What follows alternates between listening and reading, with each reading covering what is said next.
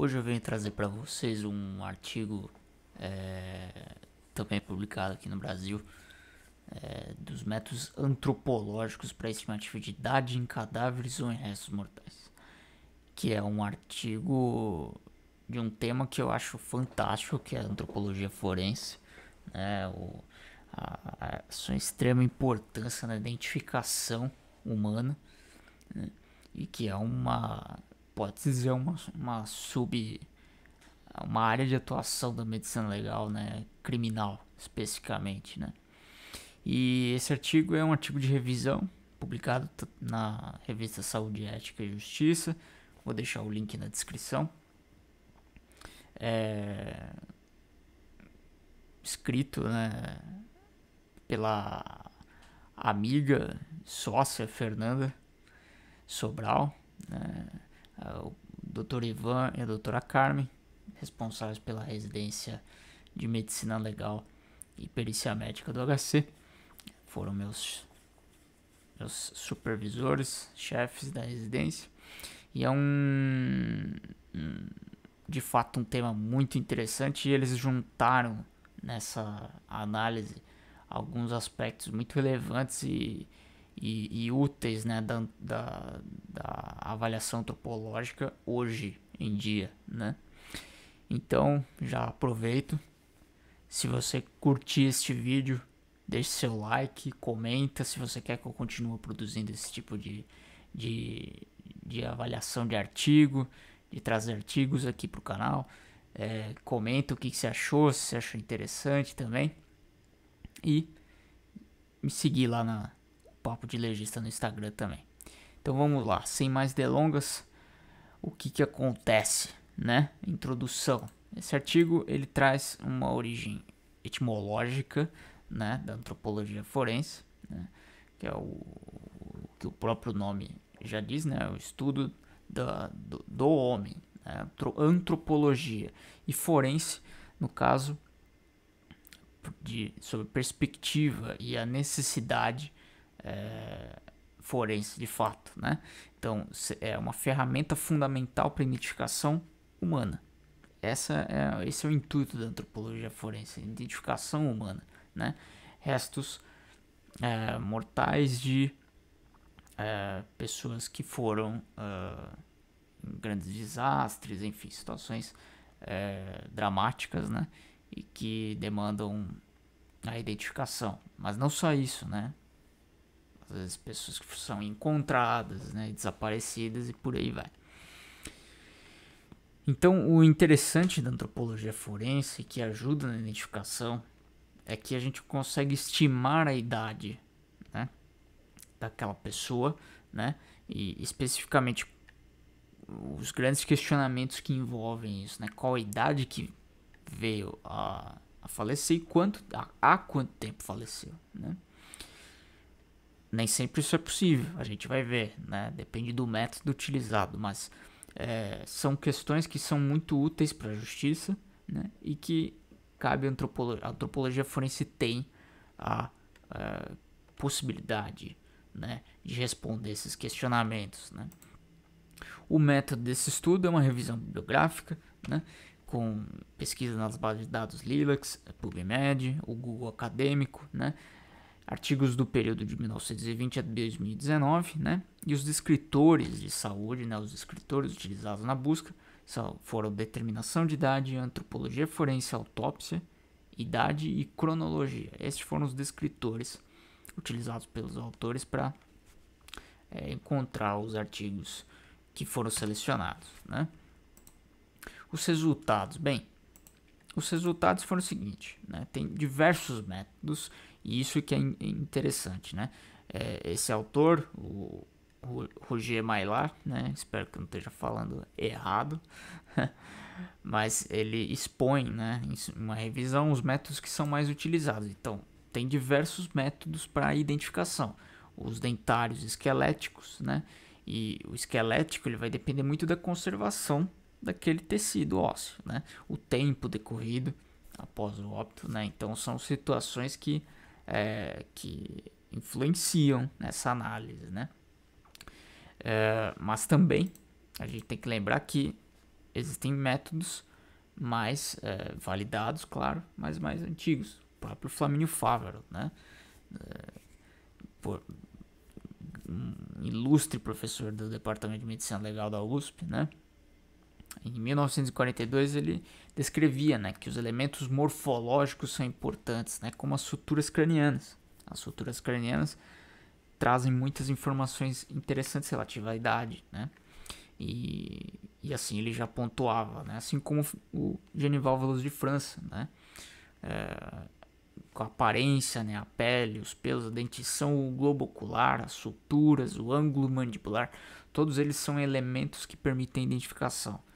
E Costa, né? Ele também enfatiza a questão do processo de soldadura das suturas cranianas, né? E pontuando que, de fato, no caso do sexo feminino, ele é mais precoce, essa soldadura das suturas. O que, de novo, já auxilia na identificação por si só, né?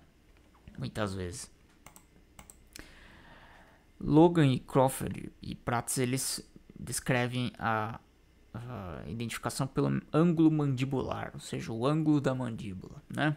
Então, 160 a 170 graus normalmente são de recém-nascidos, de 95 a 100 graus adultos e de 130 a 40 graus idosos, né? Então, esse é um dos métodos de identificação, que é pelo ângulo mandibular, que foi descrito por esses autores, né? Outro método é o de Lovejoy, né? Esse autor, ele descrevia as mudanças na superfície auricular do osso ilho, né? E que também é muito útil, só que tem uma limitação, né? Que tem é possível sobreposições de fases ali, e isso pode dificultar um pouco a análise dessa superfície auricular, né? Todd e Sutton Brooks, eles falam da degeneração da sínfise pública, também é um método de avaliação, né? E esse método ele tem 6 fases, né? E um outro autor subsequente, né, o Brown, ele diz que Sutton Brooks ele é mais preciso que o método de Todd, né? Apesar que eles são muito equivalentes nesse sentido, né? Porque é a avaliação da degeneração da sínfise pública, né? Lamendin, né, é um método já de 1992 e que é muito já consagrado, né, que é o estudo da dentição, da arcada dentária. Então, avaliação de periodontose, né, de translucidez radicular, né, são todos elementos muito peculiares e que permitem identificação pelos dentes mesmo. Ou seja, né, é um dos métodos mais utilizados, né, porque muitas vezes a dentição é um dos componentes, né, mais fáceis não, né, mais plausíveis de se avaliar, né. O Iscan, ele define também a análise da quarta costela, né. Então a gente avalia alterações na face costal, né. Então da superfície, né, da face costal da quarta costela, né. O problema é que ela não pode ser encontrada muitas vezes, né, pode não ser encontrada. E se tiver um dano ali nessa região da superfície da quarta costela, já prejudica, não consegue fazer essa análise pelo método de Iscan, né? Também é importante o método de Kunos, que foi descrito em 92, né, que ele já analisa a primeira costela, e essa normalmente é mais fácil de encontrar, né? Então ele avalia também a face costal, né, a cabeça da costela, né, e a faceta do tubérculo, e todos esses elementos ele consegue descrever uma estimativa de idade, né? Agora tem um método que é o TSP, Two-Step Procedure, ou seja, você junta 2 métodos para avaliação, que portanto você junta 2 métodos diagnósticos, você aumenta especificidade, né? Conceitos de medicina baseada em evidências, inclusive, né? Então você tem ali o método de Sutton e Brooks e o de Lamendin associados. Isso torna um pouco mais preciso, né, a identificação estimativa de idade, né? Então são 2 etapas, né, de Sutton e Brooks e depois Lamendin, avaliação de único dente enraizado, e a partir dali você faz essa análise, né? Então esse é o TSP, a junção de 2 métodos, no caso de Sutton e Brooks e de Lamendin, né? Uma revisão em 2009, ela fez uma análise em que em cadáveres frescos, o melhor método é o TSP. Exatamente por isso, né? Porque você consegue otimizar e ter uma maior especificidade. Nos esqueletizados, o TSP e o método de Lovejoy associados, claro, sempre que possível, né? E nos carbonizados aí depende do material disponível, porque nem sempre tem todos esses elementos para avaliação, muitas vezes é restrito. Na antropologia forense tem limitações muito sérias de material para análise, né? Muitas vezes não tem quase nada para você avaliar e então a identificação fica extremamente comprometida, né?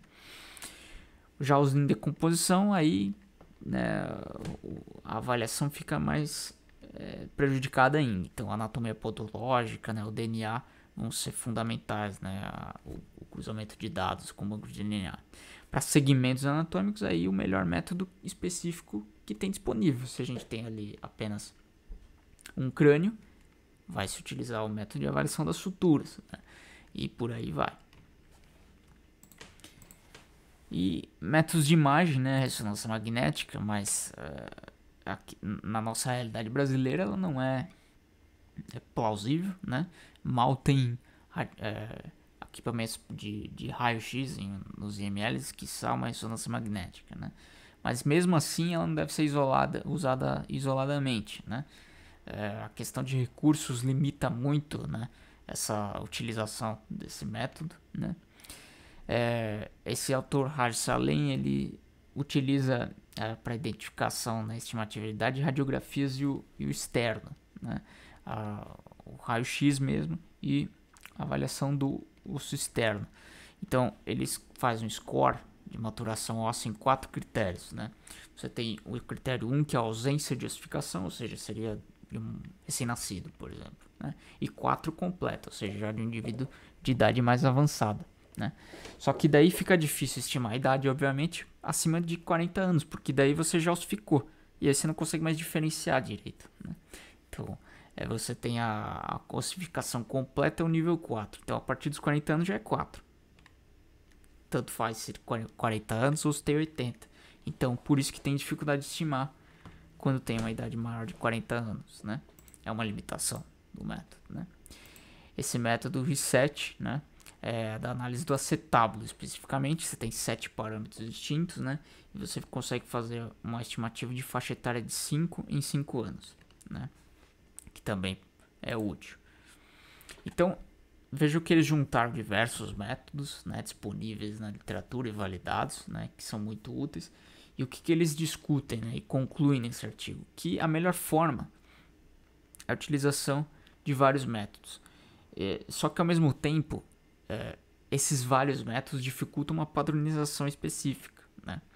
Cunha, por exemplo, descreve, né, e discute que a maioria tem limitações, né? A gente viu que tem métodos que têm limitações por conta do próprio desenvolvimento de maturação óssea, por exemplo, né? Dificuldades de indivíduos de idade um pouco mais avançada, acima de 70 anos, né? Acima de 50 anos, você consegue fazer apenas 2 métodos, que é o método de Lovejoy e o Two-Step Procedure, né? Então, você vê que a gente tem algumas limitações dos métodos disponíveis, apesar de eles serem úteis e bons, né? O Lovejoy tem uma maior chance de imitação de análise, né? Por conta do como ele é feito, né? O Todd foi pioneiro, mas o método Sutter-Brooks ele é melhor que o método de Todd isolado, né? O Lamidin é ótimo para indivíduos até 50 anos de idade, né? Por conta do que se avalia. O método de Kunos é mais completo que o de Isca, portanto ele é um pouco mais preciso que o método de Isca, né? E a principal conclusão que deixa, até coloquei em negrito, né, que o Two-Step Procedure, ou seja, Lovejoy e Sutter-Brooks associados, né, é o método de escolha, porque associa 2 métodos, né? Então você permite uma maior precisão, uma maior especificidade na identificação, no diagnóstico estimativo de idade, né? A ressonância magnética é boa, é menos invasiva, só que o acesso é restrito, né? Esse acesso restrito é pecuniário, né? É dinheiro, é muito caro esse método, né? E tem uma consideração que é importante, né? Esses métodos todos, cada um foi feito em populações originais de estudo, então, de diversos lugares do mundo, né? O Brasil tem uma miscigenação muito grande, então, por exemplo, tem suas variações, né? Mesmo utilizando esses métodos escritos, né? Eles foram feitos às vezes em populações na Europa apenas. Já muda muito a análise, né?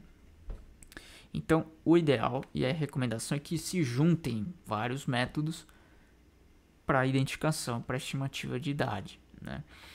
Esse é o intuito principal. Você juntar métodos e assim você aumenta a especificidade. E essa junção de métodos é óbvio que depende do que tem de peça anatômica, de material, por assim dizer, para fazer análise, né? Porque cada um deles depende de um material específico, né? Então isso é um ponto extremamente relevante nesse tipo de análise, né? Então, de forma geral, você não tem como ser preciso estimar uma idade. Tinha 47 anos, né? Não tem como chegar a isso. É uma estimativa. A gente faz um intervalo de idade, né? Possível. E conforme a gente vai juntando os outros elementos, né? Disponíveis, né? Você vai cruzando e linkando e chegando em um indivíduo, né? A dificuldade de avaliação em idosos por conta de todos os processos terem interferência do avançar da idade, né? Como a gente viu. E então, esse é um dos principais aspectos desse artigo, né? A demonstração e identificação de elementos que permitem, né, de métodos que permitem identificação estimativa de idade na antropologia forense, que é extremamente relevante, extremamente interessante e que vale o estudo desse artigo, que eu vou deixar o link aqui na descrição para que vocês confiram também. E se você não segue lá no Papo de Legista, segue, deixa aí o seu like, comenta aí se você quer que eu produza mais avaliações de artigos aí. Muito obrigado.